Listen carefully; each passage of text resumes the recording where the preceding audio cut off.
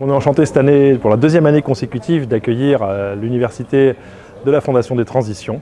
Pour qu'on les accueille, parce que c'est bien naturel pour nous, Centre de Sciences, d'accueillir tous les gens qui veulent réfléchir au futur, aux transitions, à la façon dont le monde va évoluer et qu'est-ce qu'on doit prendre comme décision collectivement. Alors on a des indicateurs, quelques-uns sur la transition. On suit évidemment, comme tout le monde, nos volumes de déchets, notre consommation d'énergie renouvelable. On essaye d'améliorer tous les ans, on suit tout ça, mais le plus gros facteur en termes de transition, je parle de transition écologique là, chez nous, c'est le déplacement. C'est-à-dire c'est tous les gens, les 200 000 personnes qui viennent ici tous les ans, comment ils viennent, c'est là qu'est le facteur énorme environnemental. Donc on essaye de suivre aussi et d'inciter les gens à essayer de venir en transport en commun. On suit cet indicateur-là, qui est comme tous les indicateurs, et tout à l'heure je vais j'interviens ici sur les indicateurs scientifiques. Comme tous les indicateurs, ils sont sujets à discussion. C'est-à-dire que oui, il y a de plus en plus de gens qui viennent en tram.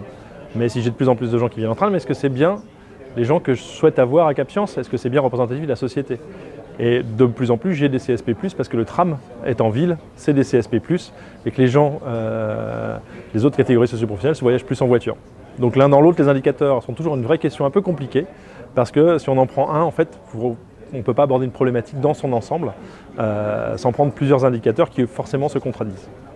On décide de mesurer l'efficacité de l'action publique, ou l'efficacité des financements, ou la qualité d'un projet, à l'aune de cet indicateur-là. Faire des indicateurs d'IDH, des indicateurs de qualité de vie, des indicateurs, c'est juste des conditions politiques. C'est-à-dire que, et la difficulté, c'est de faire en sorte que les personnels politiques prennent les décisions de dire que c'est ça qui est important maintenant. C'est ça qu'on considère comme important.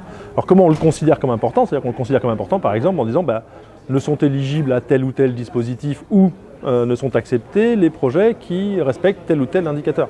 Ça, c'est pas des questions scientifiques, c'est pas des questions d'indicateurs, c'est des questions de politique.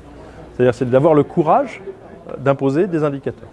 La difficulté dans ce cas-là, c'est que la politique consiste à prendre des décisions qui soient acceptées par la majorité, puisque c'est la majorité qui élit les représentants du peuple.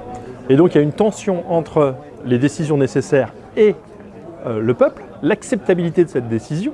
Pourquoi les politiques ne prennent pas les décisions d'indicateurs? C'est parce qu'ils ont du mal à faire accepter. Ce n'est pas une question qu'ils ne les connaissent pas. Tout le monde est d'accord pour dire qu'on préférerait avoir un indice de développement humain plutôt que tel ou tel indicateur.